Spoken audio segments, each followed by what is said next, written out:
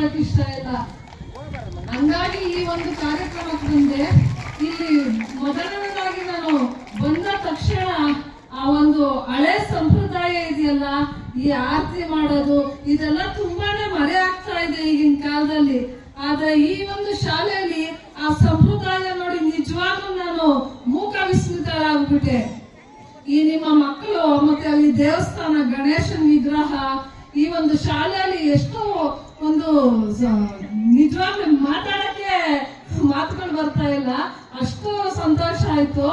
ಅದ್ರ ಜೊತೆಗೆ ಇಲ್ಲಿ ನಮ್ಮ ಮೇಡಮ್ ಪುಷ್ಪಾ ಮೇಡಮ್ ಒಂದು ಈ ಶಾಲೆಗೆ ರಾಜಮಾತೆ ಅಂತಾನೆ ಹೇಳ್ಬೋದು. ನಿಜವಾಗ್ಲೂ ಅಷ್ಟೊಂದು ಹೆಮ್ಮೆ ಆಯ್ತು ನನಗೆ ಮೇಡಮ್ ನೋಡಿ. ಇಂಥ ಒಂದು ಕಾರ್ಯಕ್ರಮ ಮಾಡಿದ್ರೆ ಏನು ರೆಡಿಯಾಗಿ ವೇದಿಕೆ ಮೇಲೆ ಕುತ್ಕೊಳ್ಳೋ ಅಂತ HMಗಳಿರ್ಬೋದು, ಪ್ರಿನ್ಸಿಪಾಲ್ಗಳಿರ್ಬೋದು, ನಾನು ಸುಮಾರು ಶಾಲೆಗಳಲ್ಲಿ ನೋಡಿದೀನಿ. ಆದ್ರೆ ಇಲ್ಲಿ ಮಕ್ಕಳ ಜೊತೆ ಒಂದು ಮಗುವಾಗಿ ಎಷ್ಟು ಚೆನ್ನಾಗಿ ಒಂದು ಆಕ್ಟಿವಿಟಿ ಆಗಿ ಚಟುವಟಿಕೆಯಿಂದ ಇದ್ರಲ್ಲ, ಅದನ್ನ ನೋಡಿ ನಿಜವಾಗ್ಲೂ ನನಗೆ ಸಂತೋಷ ಆಯ್ತು. ಹಾಗೆ ಕಾರ್ಯಕ್ರಮಕ್ಕೆ ನನ್ನನ್ನು ಕರೆದಂತ ಶಂಕರೇಗೌಡ ಸರ್ಗೂ, ನಾರಾಯಣಗೌಡ ಸರ್ ವೇದಿಕೆ ಮೇಲೆ ಆಸೀನರಾಗಿದ್ದಾರೆ, ಅವರಿಗೂ ನಾನು ನನ್ನ ತುಂಬ ಹೃದಯದ ಅಭಿನಂದನೆ ಸಲ್ಲಿಸ್ತಾ ಇದ್ದೀನಿ.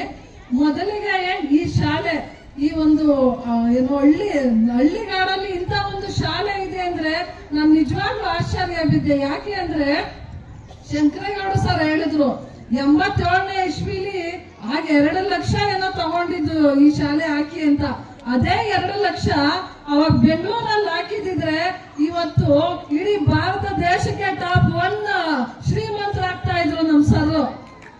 ಆದ್ರೆ ಅವರು ಅಲ್ಲಿ ಹಾಕಿಲ್ಲ, ಬಂಡವಾಳ ಇಲ್ಲ ಹಾಕಿದ್ರು. ಯಾಕೆ ಹೇಳಿ, ನಮ್ಮ ಮಕ್ಕಳು ಬೆಳೀಲಿ, ಒಂದು ಹಳ್ಳಿಗಾಡಲ್ಲಿ ಮಕ್ಕಳಿಗೆ ವಿದ್ಯೆ ಸಿಗ್ಲಿ, ನಮ್ಮ ಮಕ್ಕಳು ಕೂಡ ಎಲ್ಲ ಒಂದು ಏನೋ ತುಂಬಾ ಚೆನ್ನಾಗಿ ಚಿಂತಾಮಣಿಲಿ ಇರ್ಬೋದು, ಎಲ್ಲಾ ಕಡೆ ಒಳ್ಳೆ ಸ್ಕೂಲ್ಸ್ ಕಾಲೇಜ್ ಇದೆ, ಅದೆಲ್ಲ ತುಂಬಾ ದುಬಾರಿ.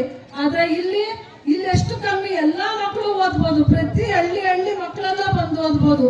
ಅದು ಎಂತ ಜಾಗದಲ್ಲಿ ಇದೆ, ಒಂದು ಕೆರೆ, ದೇವಸ್ಥಾನ, ಇಂಥ ಒಂದು ಪ್ರಕೃತಿ ಮಡಲಲ್ಲಿ